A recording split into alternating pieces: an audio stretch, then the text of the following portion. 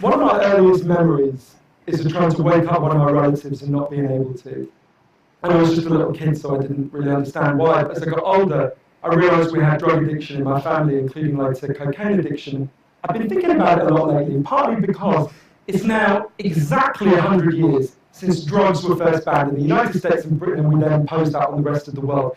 It's a century since we made this really fateful decision to take addicts and punish them and make them suffer because we believe that would deter them, it would give them an incentive to stop. And a few years ago, I was looking at some of the addicts in my life who I love and trying to figure out if there was some way to help them. And I realised there were loads of incredibly basic questions I just didn't know the answer to. Like, what really causes addiction? Why do we carry on with this approach that doesn't seem to be working? And is there a better way out there that we could try instead? So I read loads of stuff about it, and I couldn't really find the answers I was looking for. So I thought, okay, I'll go and sit with different people around the world who lived this and studied this and talk to them and see if I can learn from them. And I didn't realise I would end up going over 30,000 miles at the start, but I ended up going and meeting loads of different people, from a transgender crack dealer in Brownsville, Brooklyn, to a scientist who spends a lot of time feeding hallucinogens to mongooses to see if they like them. It turns out they do, but only in very specific circumstances. To the only country that's ever decriminalised all drugs, from cannabis to crack, Portugal. And the thing I realised that really blew my mind is almost everything we think we know about addiction is wrong. And if we start to absorb the new evidence about addiction, I think we're going to have to change a lot more than our drug policies. But let's start with what we think we know, what I thought I know, right? Let's think about this middle row here, right? Imagine that all of you, for 20 days now, went off and used heroin 3 times a day. Some of you are a little bit more enthusiastic than others at this prospect. Don't worry, it's just a thought experiment. Imagine you did that, right? What would happen? Now, we have a story about what happened that we've been told for a century. We think, because there are chemical hooks in heroin, as you took it for a while, your body would become dependent on those hooks, you'd start to physically need them, and at the end of those 20 days, you will be heroin addicts, right? That's what I thought. First thing that alerted me to the fact something not right with this story. So when it was explained to me, if I step out of this TED Talk today and I get hit by a car and I break my hip, I'll be taken to hospital and I'll be given loads of diamorphine. Diamorphine is heroin. It's actually much better heroin than you're going to buy on the streets, because the stuff you buy from a drug dealer is contaminated, actually very little of it is heroin, whereas the stuff you get from the doctor is medically pure. And you'll be given it for quite a long period of time. There are loads of people in this room who may not realise that you've taken quite a lot of heroin, right? And anyone watching this anywhere in the world, this is happening. And if what we believe about addiction is right, those people are exposed to all those chemical hooks. What should happen? They should become addicts. This has been studied really carefully. It doesn't happen. You will have noticed if your grandmother had a hip replacement, she didn't come out as a junkie. And when I learned this, it just seemed so weird to me, so contrary to everything I'd been told, everything I thought I knew. I just thought it couldn't be right. Until I went and met a man called Bruce Alexander, who's a professor of psychology in Vancouver, who carried out an incredible experiment that I think really helps us to understand this issue. Professor Alexander explained to me, the idea of addiction we've all got in our heads, that story, comes partly from a series of experiments that were done earlier in the 20th century. They're really simple experiments. You can do them tonight when you go home if you feel a little bit sadistic. You get a rat and you put it in a cage, and you give it 2 water bottles. One is just water, and the other is water laced with either heroin or cocaine. If you do that, the rat will almost always prefer the drug water, and almost always kill itself quite quickly. So there you go, right? That's how we think it works. In the 70s, Professor Alexander comes along and looks at this experiment, and he noticed something. He said, we're putting the rat in an empty cage. It's got nothing to do except use these drugs. Let's try something a bit different. So Professor Alexander built a cage that he called Rat Park, which is basically heaven for rats, right? They've got loads of cheese, they've got loads of coloured balls, they've got loads of tunnels. Crucially, they've got loads of friends, they can have loads of sex, and they've got both the water bottles, the normal water and the drugged water. But here's the fascinating thing. In Rat Park, they don't like the drugged water. They almost never use it. None of them ever use it compulsively. None of them ever overdose. You go from almost 100% overdose when they're isolated to 0% overdose when they have happy and connected lives. Now, when he first saw this, Professor Alexander thought, maybe this is just a thing about rats, they're quite different to us, maybe not as different as we'd like, but, But fortunately, there was a human experiment into the exact same principle happening at the exact same time. It was called the Vietnam War. In Vietnam, 20% of all American troops were using loads of heroin. And if you look at the news reports from the time, they were really worried because they thought, my God, we're going to have hundreds of thousands of junkies on the streets of the United States when the war ends. It made total sense. Now, those soldiers who were using loads of heroin were followed home. The Archives of General Psychiatry did a really detailed study, and what happened to them? It turns out they didn't go to rehab. They didn't go into withdrawal. 95% of them just stopped. Now, if you believe the story about chemical hooks, that makes absolutely no sense. But Professor Alexander began to think there might be a different story about addiction. He said, what if addiction isn't about your chemical hooks? What if addiction is about your cage? What if addiction is an adaptation to your environment? Looking at this, there was another professor called Peter Cohen in the Netherlands who said, maybe we shouldn't even call it addiction. Maybe we should call it bonding. Human beings have a natural and innate need to bond. And when we're happy and healthy, we'll bond and connect with each other.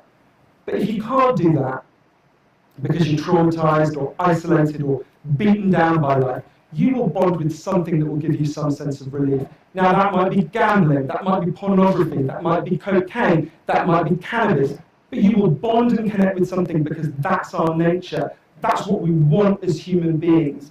And I think, at first I found this quite a difficult thing to get my head around, but one way that helped me to think about it is, I can see, I've got over by my seat there a bottle of water, right? I'm looking at lots of you, and lots of you have bottles of water with you, right?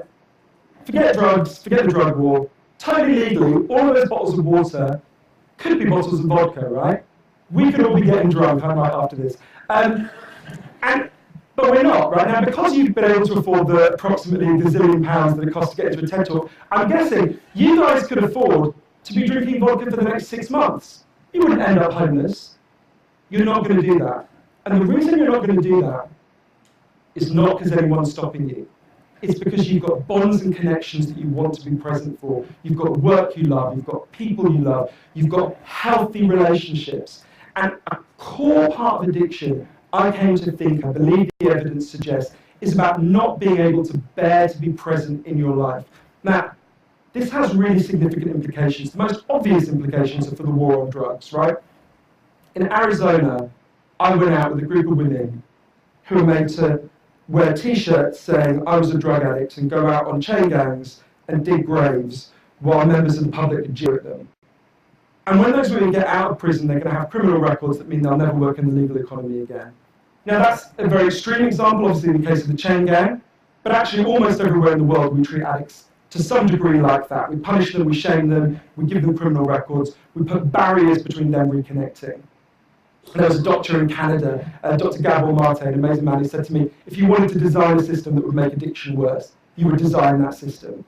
Now, there's a place that decided to do the exact opposite, and I went there to see how it worked. In the year 2000, Portugal had one of the worst drug problems in Europe. 1% of the population was addicted to heroin, which is kind of mind-blowing. And every year, they tried the American way more and more. They punished people and stigmatized them and shamed them more. And every year, the problem got worse. And one day, the Prime Minister and the leader of the opposition got together and basically said, look, we can't go on with a country where we're having ever more people becoming heroin addicts. Let's set up a panel of scientists and doctors to figure out what would genuinely solve the problem. And they set up a panel led by an amazing man called Dr. Juan Gulao to look at all this new evidence. And they came back and they said, decriminalize all drugs, from cannabis to crack.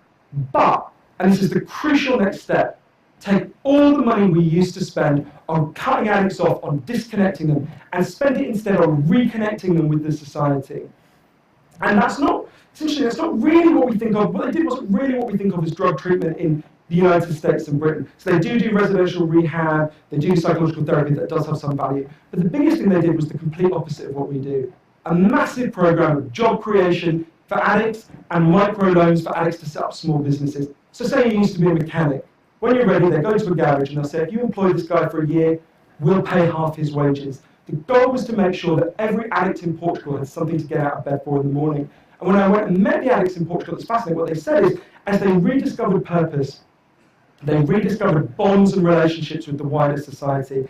It'll be 15 years this year since that experiment began, and the results are in. injecting drug use is down in Portugal, according to the British Journal of Criminology, by 50%, 50%.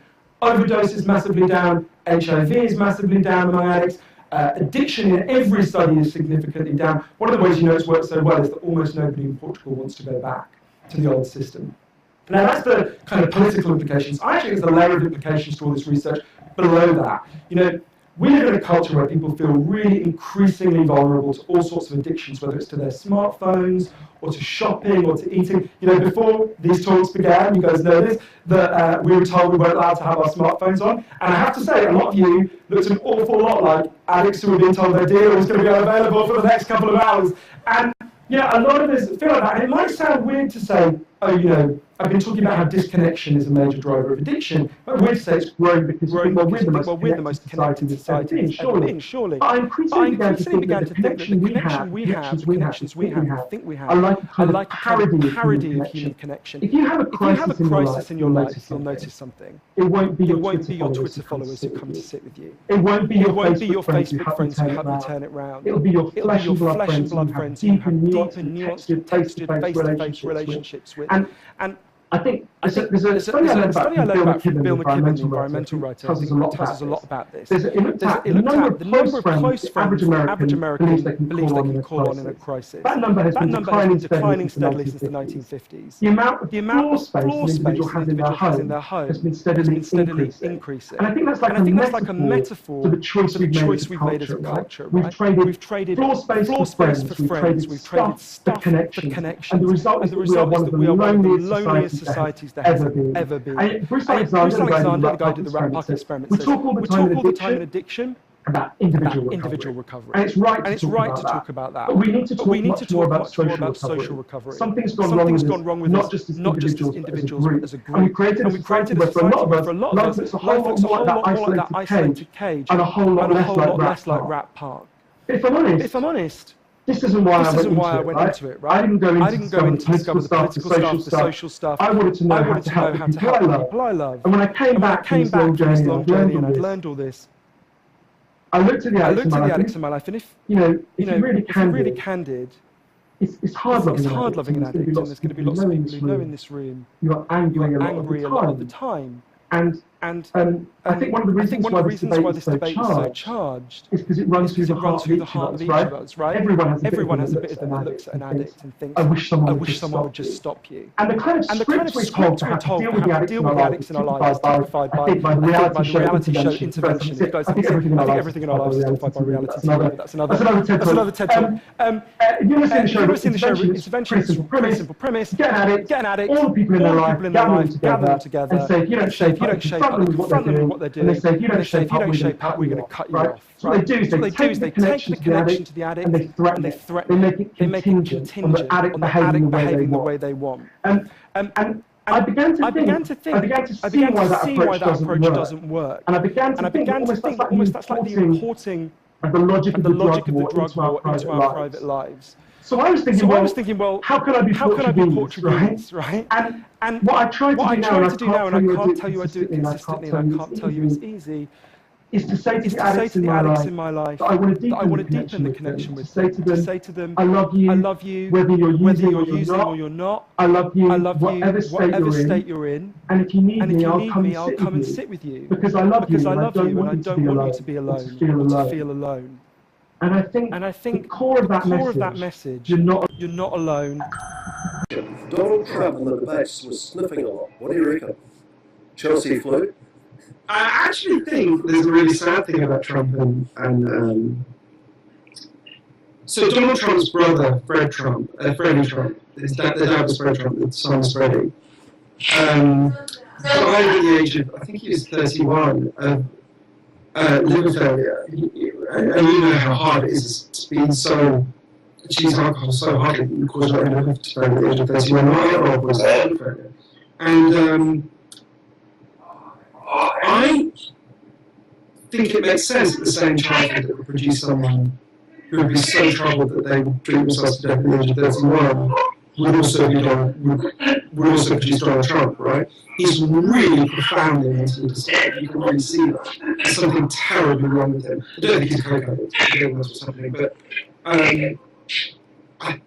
I think an increasingly sick culture has turned to this sick man as its proxy, and it's a sign of how the trouble we're in, really. And I don't think it's a coincidence that the parts of the US that have the biggest addiction problems are the parts that are most voting for Trump either.